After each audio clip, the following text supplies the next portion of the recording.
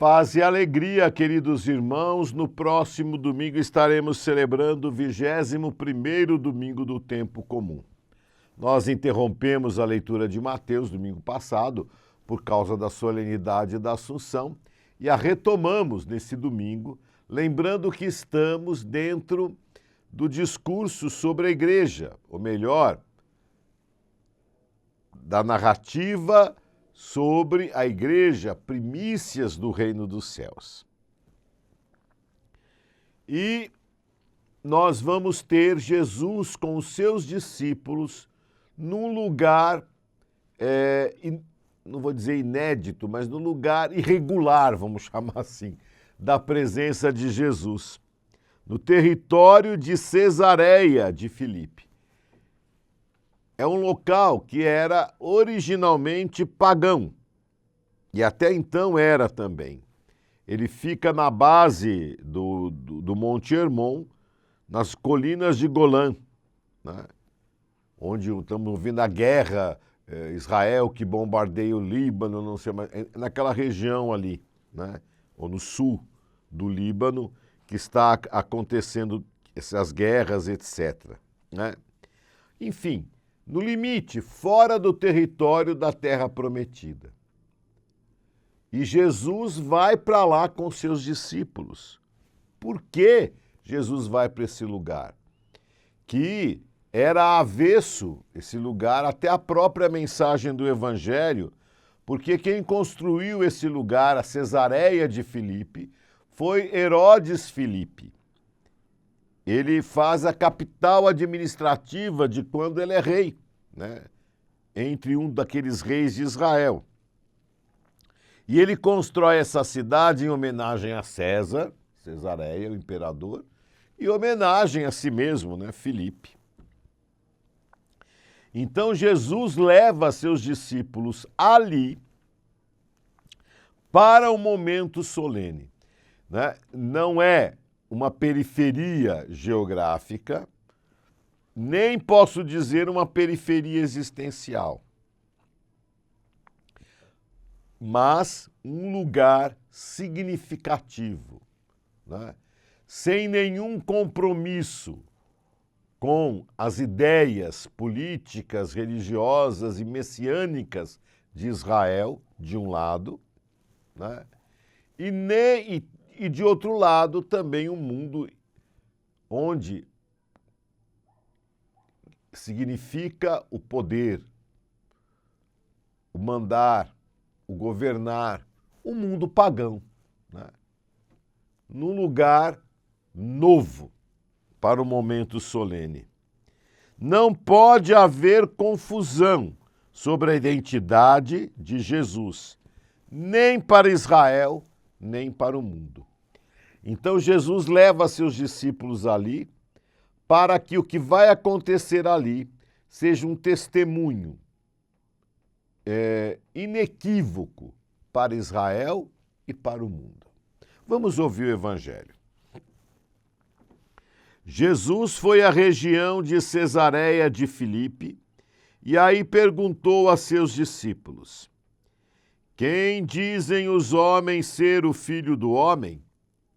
Eles responderam: alguns dizem que é João Batista, outros que é Elias, outros ainda que é Jeremias ou algum dos profetas. Então Jesus lhes perguntou: e vós, quem dizeis que eu sou? Simão Pedro respondeu: tu és o Messias, o Filho do Deus vivo. Respondendo, Jesus lhe disse: feliz és tu, Simão, filho de Jonas, porque não foi um ser humano que te revelou isso, mas o meu Pai que está no céu. Por isso eu te digo que tu és Pedro, e sobre esta pedra construirei a minha igreja, e o poder do inferno nunca poderá vencê-la. Eu te darei as chaves do reino dos céus. Tudo que tu ligares na terra será ligado nos céus. Tudo que tu desligares na terra será desligado nos céus. Jesus então ordenou aos discípulos que não dissesse a ninguém que ele era o Messias.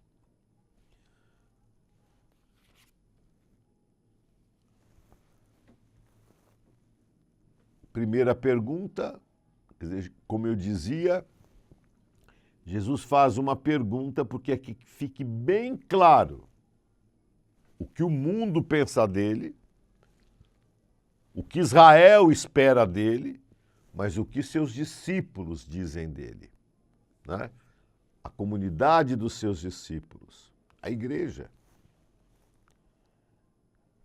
Os pagãos dizem algo, os judeus dizem algo, e vós, os discípulos. E aí, então, aparece essa profissão de fé de Pedro. Tu és o Messias, o Filho do Deus vivo. O trecho paralelo a esse, né, ou igual a esse, que narra o mesmo fato em Marcos e Lucas, só fala de Jesus como Messias. Mas, na profissão de fé aqui de Mateus, de Pedro, aparece Filho do Deus vivo. Ou seja, a filiação divina. Jesus Cristo, verdadeiro Deus e verdadeiro homem. Tu és Deus, né? Toda a esperança de Israel está aqui professada com relação a Pedro. E Jesus diz, bem-aventurado, porque isso é um dom, não foi nem a carne nem o sangue, e tu és Pedro, e sobre esta pedra, que é esta profissão de fé, construirei a minha igreja. Igreja, povo de Deus, igreja, povo escolhido, e se quisermos, o novo Israel, que é edificada, que tem como alicerce essa profissão de fé, com a promessa de que as portas do inferno não prevalecerão contra ela. Então essa igreja tem uma missão que brota de uma profissão de fé. E uma garantia de vencer o inimigo, de vencer o mal e a morte. Estamos tranquilos? Estamos, né? Se vivemos nessa fé. As portas do inferno não prevalecerão contra a igreja e contra a sua missão, enquanto ela estiver alicerçada nessa profissão de fé. Tu és Pedro, e sobre esta pedra, esta tua profissão de fé, vou construir a minha igreja. Interessante que o trecho do Evangelho termina dizendo que Jesus disse aos discípulos, ordenou que não dissesse a ninguém que ele era o Messias, naquele momento. Exatamente para que ficasse no coração da comunidade dos discípulos esta profissão de fé e não alimentasse falsas esperanças diante do mundo e diante do próprio povo de Israel. Claro que depois da morte e ressurreição, Jesus será anunciado pela sua comunidade, pela comunidade dos discípulos, né, a plenos pulmões. Né? Pensemos, irmãos, o nosso testemunho como cristãos, o nosso testemunho como comunidade cristã é inequívoco. Nós somos bem claros ao anunciar Jesus Cristo, Filho de Deus, tu és o Cristo, Filho de Deus, e tudo aquilo que isso significa. Nós temos essa clareza, nós temos esse comprometimento. Parece bobeira estar falando isso, mas, sabe, eu falo de Jesus Cristo, mas não tanto, né? E colocamos tantas vezes outras coisas. Busquemos viver o Evangelho em nossas comunidades, né? De modo que não haja de maneira alguma nenhuma sombra de dúvida a respeito do nosso anúncio e da nossa confissão de quem é Jesus para nós. Uma saudação fraterna a todos.